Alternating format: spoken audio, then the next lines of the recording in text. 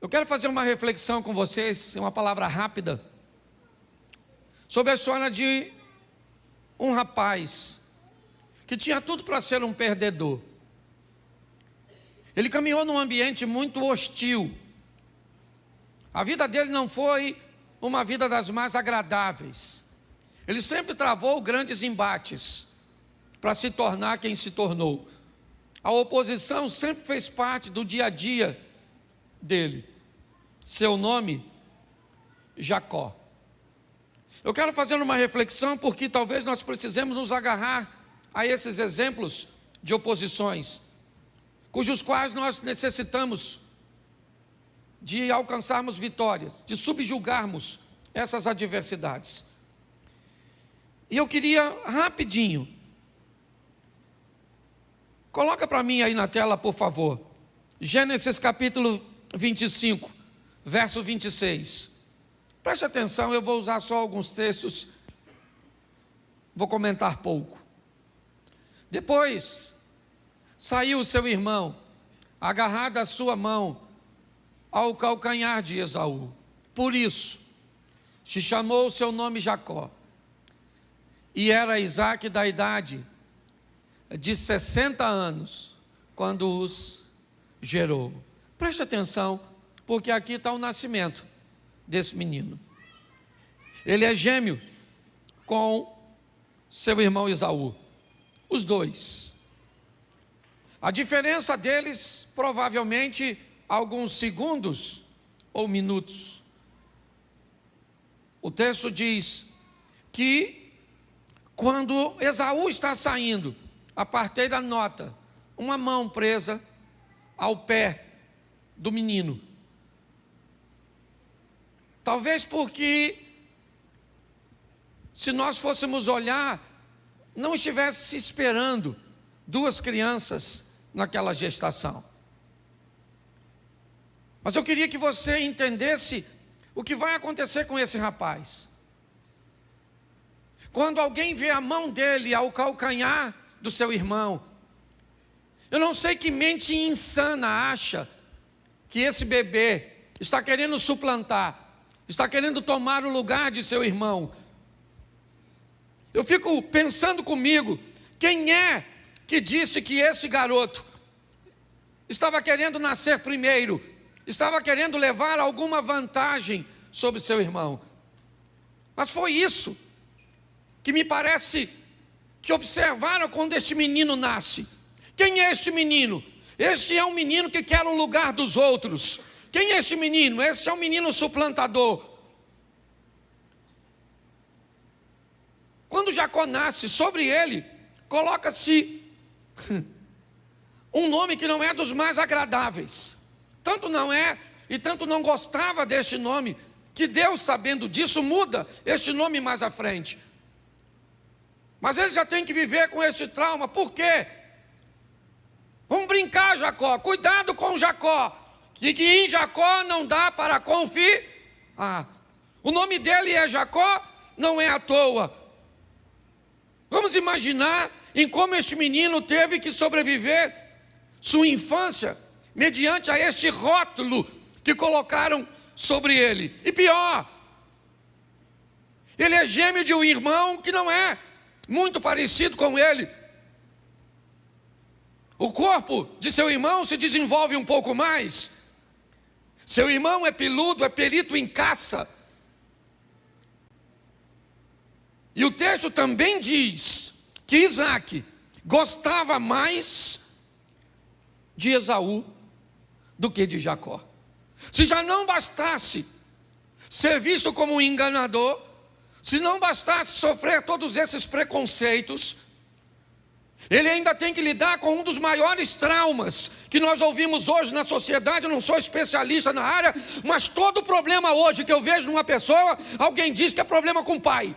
O menino é bandido, é com o pai. A menina é isso, é com o pai. Me parece que o pai carrega uma carga, e eu não estou aqui para dizer se é ou não é. Eu só sei que se fosse, esse garoto precisaria vencer. Porque a Bíblia faz questão que o caçador da casa, o forte da casa, o provedor da casa é Jacó, é Esaú. Então o pai prefere este menino, tem a preferência por ele. Muito bem, o tempo passa. Me parece que Jacó quer conseguir alguma coisa, não para mostrar para os outros em si, mas talvez para si mesmo. E ele tenta comprar uma primogenitura. Eu já tentei, quando fui a Israel, descobrir que tipo de negócio era esse, mas nenhum guia soube me explicar. Hoje eu almocei com um guia que me guia no Egito, ele está no Brasil. Eu trouxe ele aqui, foi no churrasco, no aniversário do Diogo, e eu fiquei conversando com ele, sei lá, umas 3 ou 4 horas. E surgiu também esse assunto que eu queria saber, ele que está tão próximo, e essa palavra já ardia no meu coração, mas ele não conseguiu também me explicar. Me parece o único entendimento que eu consegui ver é que é algo tão subjetivo como a primogenitura, uma bênção que viria no final da vida do pai. Jacó deseja obtê-la, porque ele se interessa por isso. Se é algo que ninguém vai ver, por que é que ele quer essa bênção da primogenitura? O que é isso? Quando é que ela vai acontecer? Eu queria lembrar você que seu irmão Esaú está com uma fome tão grande. O que ele quer é um resultado imediato, que o imediatismo de Esaú dá lugar, se eu posso chamar assim, um empreendedorismo. A capacidade de Jacó de se adiantar, de olhar para o futuro e ver alguma coisa numa bênção que ele não poderia contar para ninguém que comprou, que seu irmão não diria a ninguém que vendeu. Mas me parece que este menino queria ser alguém, pelo menos para ele, olhar para seu irmão e dizer em algum momento, numa briguinha, numa discussão, num momento de indiferenças, e ele poder dizer: mas também o primogênito agora sou eu, porque você me vendeu. Essa informação não poderia vazar, até porque eu não sei nem se isso teria valor perante seus pais. Mas o tempo passou, e aquele menino vai se deparar com a oportunidade de ter a bênção sobre si. Ele engana seu pai, é verdade. Me parece que talvez o rótulo que colocaram sobre ele acaba vindo à tona em algum momento, porque às vezes o que pessoas dizem a nosso respeito começam a aflorar na nossa vida.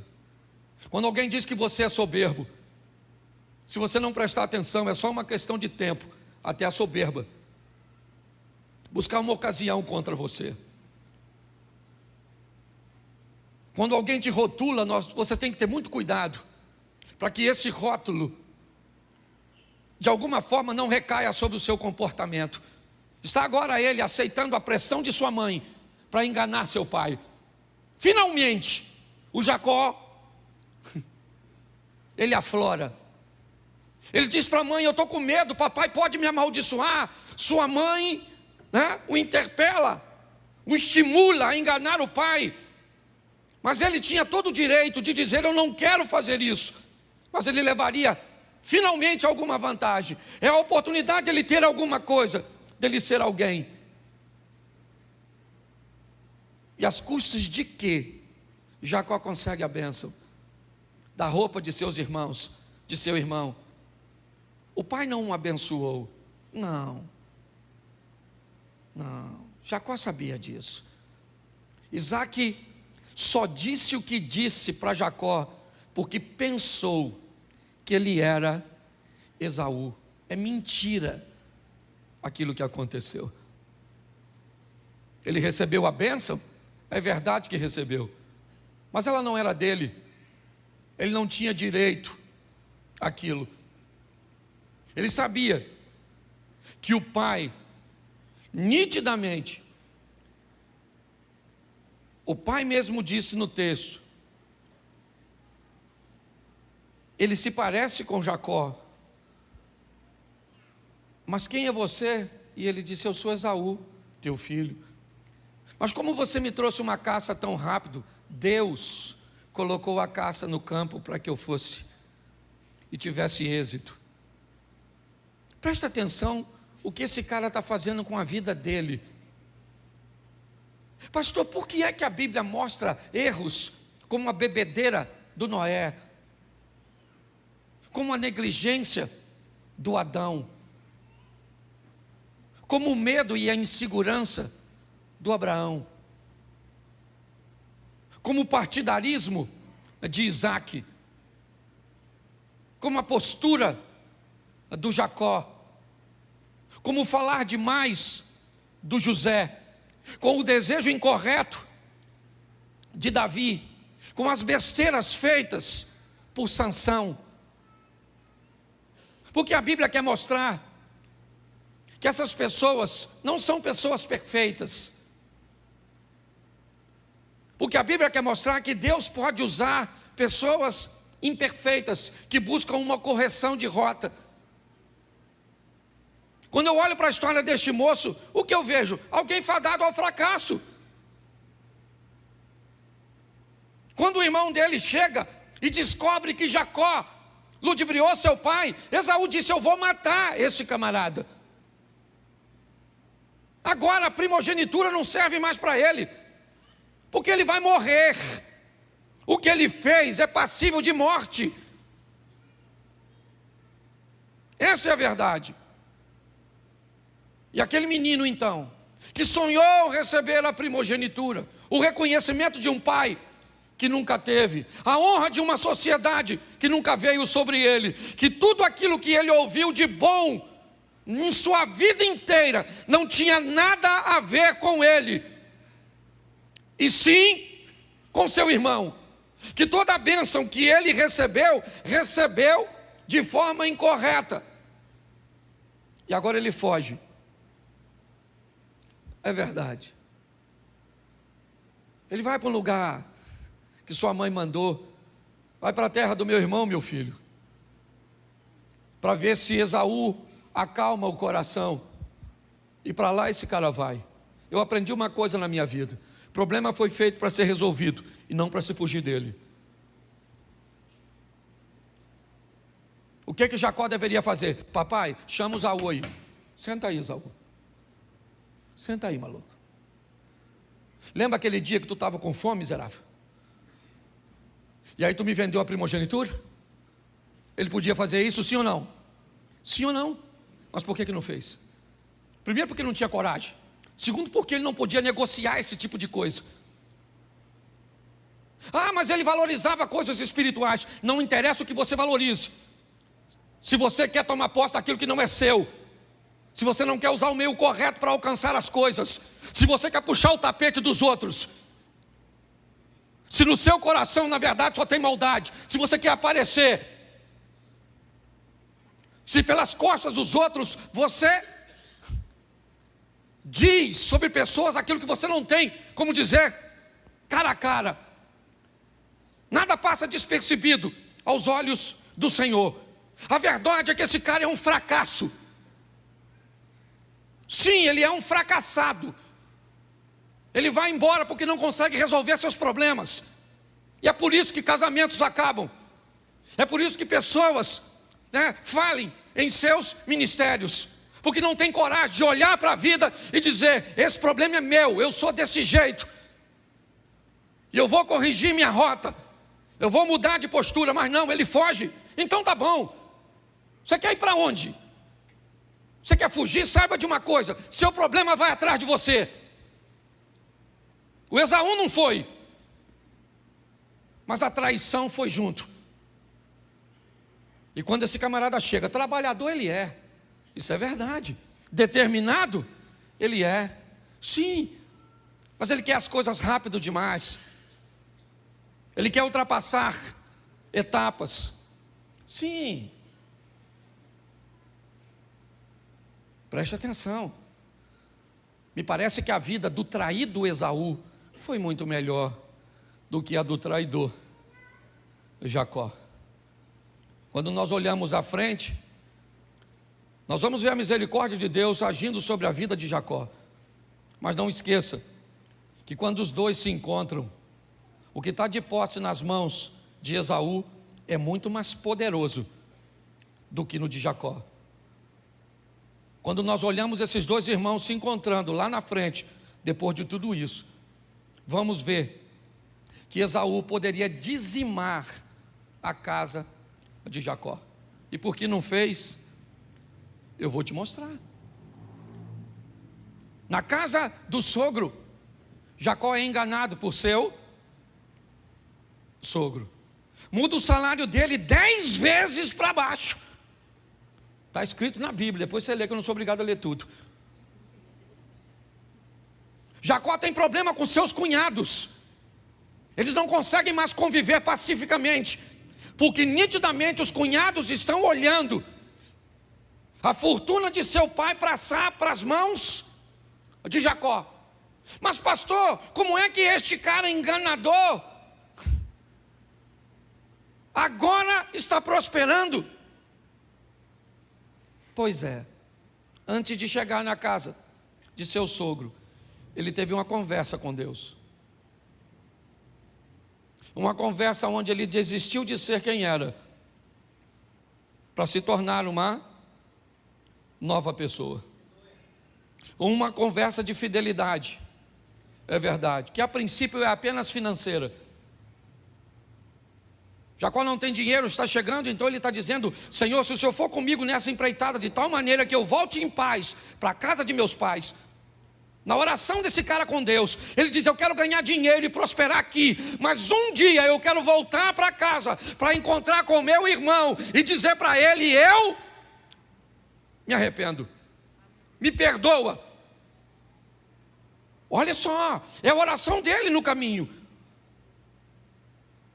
Mas preste atenção, mesmo com essa oração e essa vontade, ele chega na casa do sogro, trabalha 7 anos para casar com a mulher e recebe outra.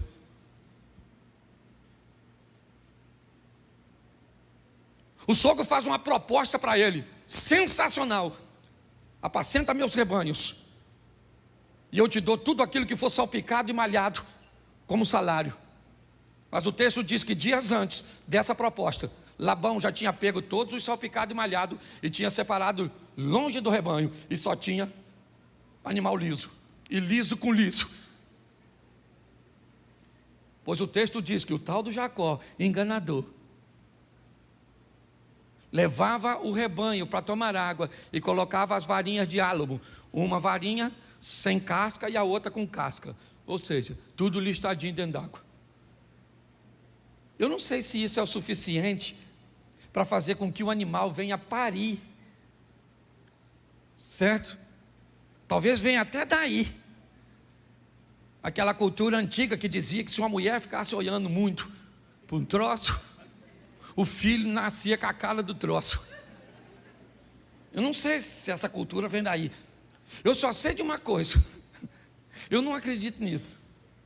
Eu acredito que Deus fazia o cara prosperar, porque ele resolveu ser fiel, então ele começa a prosperar, sim ou não? Isso, prospera tanto, o problema é tanto, ele tem dificuldade de lidar com seus cunhados, a situação está difícil, não consegue falar com o sogro está todo mundo de cara feia para ele, porque ele está prosperando, ele está prosperando, ele está prosperando. O sogro diz: agora meu filho, só o picado de maiado é meu, o liso é seu. Ele foi lá, arrancou as varas, pronto, nascia liso. Depois você vai ler. Até que um dia Labão faz uma viagem, Jacó chama suas esposas e diz: vamos embora minha filha, vamos embora daqui enquanto seu pai está viajando.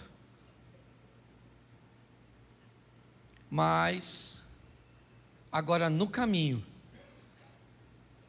ele vai ter um encontro sensacional com seu irmão. Eu queria que colocasse para mim, por favor, esse texto aqui, Gênesis 33, 1. Preste atenção. Levantou Jacó os olhos e olhou, e eis que vinha Esaú, e o quê? E esse cara vem com o quê? 400 homens com ele. vem a comitiva do Esaú. Ele era um homem forte, ele era um caçador, e ele traz consigo 400 homens na direção do Jacó, que segundo o próprio Jacó, vem com um grupo de mulheres e crianças. Olha só, o irmão desse cara, que ele roubou a primogenitura,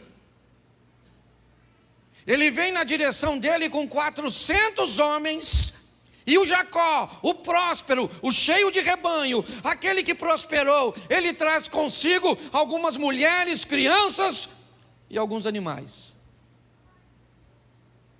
Mas pastor, o que acontece antes disso? Eu acho que vale a pena olhar um pouquinho atrás. O Jacó que era rico, o Jacó que era próspero, que mudou sua vida financeira, ele ainda tem um problema nas suas orações. Ele queria fazer tudo isso, mas o sonho dele era um dia encontrar com seu passado e resolver sua pendência com seu irmão. Então agora já avisaram ele, seu irmão está vindo. Ele passa todo mundo e fica no Val de Jaboque, onde ele tem um contato com um anjo. E ele segura o anjo, e o anjo disse, me libera. E ele diz, eu só te libero se você me abençoar. Pô, meu irmão, que benção, o cara é ricaço. Que bênção que esse cara quer. O que ele quer? Filho? Ele tem aos montes. O que ele quer? Dinheiro? Ele tem aos montes. Esposa? Ele tem 2 e mais 2 concubinas. O que ele quer? Gado? Não. Que bênção é essa que esse cara continua orando? O que ele quer? O anjo disse, como é que é seu nome, cara? Me parece estranho um anjo não saber o nome de uma pessoa, um ser angelical. Será que ele não conhecia Jacó? Ele é nada mais, nada menos que neto de Abraão. Que anjo desinformado é esse, que aborda Jacó e diz como é que é seu nome? O que o anjo está querendo dizer para ele, cara, tu tem bens, tu tem filhos, você tem mulher, mas olha o que você está fazendo. Fugindo de tudo, fugiu de seu irmão, fugiu de seu sogro, fugiu de seu cunhado. Sua vida é uma fuga o tempo inteiro, cara. Você nunca enfrenta nada, é sempre fugindo. Como é que é seu nome, cara? Ele diz, meu nome é Jacó. Esse é o meu nome. Por quê? Porque eu não tive opção de escolher. Se eu tivesse opção de escolher, não teriam colocado sobre mim um nome que me desse um rótulo tão ruim. E o anjo disse, então a partir de hoje, você não vai se chamar mais Jacó. Opa! Não. A partir de hoje, seu nome não é mais esse, você não é mais isso. Eu não sou mais isso? Não. Seu nome agora é Israel. Você lutou como um campeão, e esse é seu nome. Beleza? Está tudo tranquilo? Vamos embora. O anjo vai embora, e Jacó atravessa o val. E na travessia do Val de Jaboque, ele faz o seguinte. Gênesis 33, verso 2. E pôs as servas e seus filhos na frente. Lá vem Esaú, as duas, Bila e Zilpa, à frente com os meninos, Rúben, Simeão, Levi, ok? Alguns dos filhos, não vai vir aqui agora na minha mente quem é filho de quem. Leia, ok? Sua esposa, ele põe logo depois, com quem? Com seus filhos. Raquel e José, ele põe atrás. Então ele diz, nós vamos encontrar com Esaú, mas é desse jeito. As concubinas vão na frente com seus filhos, e se elas morrerem, dá tempo de Raquel e José ir embora. Lia ou Leia e seus filhos vêm aqui, e Raquel e José vêm aqui, e eu vou lá para frente. O que Jacó está dizendo é o seguinte: agora eu vou enfrentar meus problemas. Eu vou na frente encontrar com meu irmão. Por quê? Porque o Jacó morreu no Val de Jaboque. E no Val de Jaboque, Deus trouxe à tona aquele cujo qual o menino nasceu para ser. Porque você nasceu para ser campeão. Você nasceu para ser vencedor. Esse garoto, agora, este homem agora, ele vai lá para frente. E Esaú quer matá-lo. Esse sempre foi o plano de Esaú. Eu quero matar. Mas quando Esaú olha para Jacó, ele não vê mais o enganador. Ele vê o Israel. Eu acho muito interessante. É a mesma pessoa. Ela só está sendo vista por olhos diferentes. É a mesma mulher. É o mesmo marido. É a mesma pessoa. Jacó não mudou sua fisionomia. Não. Quando Deus entra, você olha para uma mulher que não sentia nada e volta a sentir o amor, o respeito.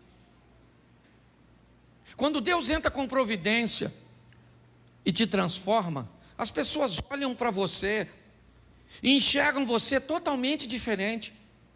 Os dois irmãos agora estão caminhando um na direção do outro. Esaú vem, Jacó olha e diz: são 400 homens. Está certo. Mas quando ele olha para Esaú, quando Esaú olha para Jacó, o coração dos dois se move. Eles se abraçam. Jacó disse: tudo que eu tenho é seu, cara. Eu sou teu servo. Esaú disse: eu não estou precisando de nada disso, cara. Minha intenção não era vir aqui pegar nada seu. Minha intenção era vir aqui e tirar a sua vida. O que eu queria era te matar, até te ver, ou até ver o que Deus fez na sua vida, como Ele transformou você. Preste atenção nisso. Eles começam a conversar, mas para mim, o momento mais importante desse texto é o capítulo 33, o verso 12. Escute isso. E disse, quem disse aqui é Esaú, ok? Caminhemos e andemos, e eu partirei adiante de ti. Vamos juntos, Jacó. É o que disse Esaú. Mas preste atenção no que disse Jacó. Porém, ele lhe disse: meu senhor, sabe que esses filhos são tenros, e que comigo tem ovelhas e vacas de leite, e se as fadigar somente um dia, todo o rebanho morrerá. Ora, passe o meu senhor adiante da face do seu servo, e eu irei como um guia, pouco a pouco, conforme o passo do gado que está diante da minha face, e conforme o passo dos meninos até que eu chegue a meu senhor em Seir. Vai. E Esaú disse: deixarei logo contigo desta gente que está comigo. E ele disse: para que isso? Basta que eu ache graça aos olhos de meu senhor. Assim tornou Esaú aquele dia pelo caminho, né, a Seir, Jacó, porém, partiu para Sucote, edificou para si uma casa, fez cabanas para o seu gado, e por isso chamou o nome daquele lugar Sucote. Preste atenção. Aparentemente está tudo resolvido. Esaú disse: vamos juntos. Jacó disse: não vai rolar. Você tem com você 400 homens. Sua velocidade não é a mesma que a minha. Seu ritmo não é o mesmo que o meu. Se eu expor a minha vida e aquilo que eu conquistei, para que caminhe na velocidade que você consegue caminhar, com o estilo de vida que você estabeleceu, eu mato. Olha só, a maturidade de Jacó está dizendo: eu não tenho como ir contigo, cara, não dá, nossos ritmos são diferentes, mas nós fizemos as pazes, está tudo jóia, mas nós não vamos caminhar junto. Mas eu vou na frente, você vai depois, você vai para Seir, eu vou para Sucote. Não dá. A velocidade dos outros, a expertise dos outros, o que Deus vai fazer na vida do outro não é o mesmo que vai fazer na nossa. Nós temos que entender e sobreviver a todas essas coisas. Os traumas, como ele sobreviveu na infância, as provocações, as brincadeiras, aquilo que nós, porque eu não sei se você é da época do cabeção, orelhão, dumbo, cabelo de fogo, baleia. Quem é dessa época? Levanta a mão por gentileza. Sobreviveu a tudo isso. Hoje você não pode chamar uma criança. Cabeção. Processar você. Pare e pense. Os traumas. Tá bom, querido, todo mundo tem trauma. Conversa com um montão de gente aqui. É o pai que abandonou, o outro que bateu, o outro que traiu, o outro que machucou, o outro que fez. É isso? Você quer falar dos seus traumas? Todo mundo aqui tem trauma. Tem gente aqui que não... mas eu perdi meu pai cedo. Tem gente que não sabe nem quem é o pai. Mas eu fui traído e o outro nem casou. Passei. Que nem um papa trair conseguiu. De tão ruim que é. Ruim a vida, não a pessoa. Tá bom? Não estou chamando ninguém de ruim, não. Eu estou dizendo que está assim de gente com a vida pior que a sua. Então pare de ficar olhando para isso. Enfrente seus problemas. São duros, mas são seus. Estamos olhando para um cara que tinha tudo para ser um perdedor, e por muito tempo viveu, e pior, prosperou, ganhou dinheiro, enriqueceu, teve filhos, mas não se sentia pleno, porque era o Jacó rico, era o Jacó próspero, era o Jacó abençoado, mas não foi chamado para ser Jacó, foi chamado para ser Israel. Mas no momento em que teve um encontro com Deus, cheio da grana, ele diz: me abençoa, me abençoa. E o anjo, sabendo que tipo de bênção ele falava, não tinha nada a ver com coisas materiais, diz: então vamos mudar de vida, cara, vamos deixar o Jacó para trás, vamos embora, vamos se tornar Israel. É importante você saber que mesmo depois de se chamar Israel, ainda o chamavam de Jacó. Se você continuar lendo o texto, o anjo mudou o nome dele, sim ou não? Sim ou não? Mas daquele texto em diante, todos o chamavam de Israel? Todos o chamavam de? Sim ou não? Mas ele não tinha mais problema com isso. Porque agora para ele chamavam ele de algo que ele sabia que não era. Agora a vida desse cara foi para frente. Agora a vida dele rompeu. A mensagem que eu tenho para vocês hoje é: viva na terra, na dependência dos céus. Não tenha medo de quem governa. Quem está governando? Quem é? Quem está governando é Labão? Então tá bom, meu irmão. Eu vou prosperar num ambiente onde o cara está defasando o meu salário. Quem está no comando? Quem está no comando é Nabucodonosor, o rei da Babilônia. Pois é, eu sou Daniel e sirvo ao rei dos reis. Quem está governando é Ciro, o rei da Pérsia. Pois é, eu continuo sendo Daniel, filho e parceiro do rei dos reis. É assim que a vida funciona. Nós temos que vencer as adversidades. Elas não são poucas, nem para Jacó, nem para mim, nem para você. Se você quer enaltecer seus obstáculos, fique à vontade. Você quer dizer que a vida é muito difícil para você? É assim? Você quer olhar e medir sua vida pela dos outros? Faça.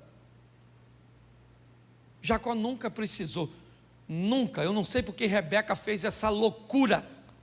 Não sei onde ela estava com a cabeça, certo? Deus já tinha dito para ela que o maior serviria o menor. Mas ela o fez. Eu não sei de onde você está vindo. Eu sei de onde eu vim. Eu sei o que eu tenho que vencer todos os dias. Eu sei o que eu tenho que escutar todos os dias. A Bíblia diz que a palavra de Deus é apta para discernir o que está no coração das pessoas. Se você sabe o que é isso, você sabe que às vezes a palavra de Deus já falou com você a respeito de pessoas que estão perto de você e o que elas querem quando estão perto de você e como Deus manda você se comportar. Mas e aí? O que nós vamos fazer? Nós vamos desistir? Nós vamos jogar a toalha? Então saiba de uma coisa: as urnas não definem sua vida. O que vai acontecer na política não define o que acontece dentro dessa igreja, porque a nossa vida é governada pelo Senhor. Que nós possamos entender isso. Então, independente do desfecho dessa história, certo? Nós vamos continuar servindo a Deus. E saiba de uma coisa: principalmente se vier sobre a igreja tempos mais difíceis, viveremos os melhores tempos da igreja, porque é assim que funciona. Se vierem tempos fáceis, vamos crescer bastante, sim ou não? Sim. Mas se vier tempos difíceis, vamos crescer mais do que nos fáceis. Saia daqui e acredite nisso.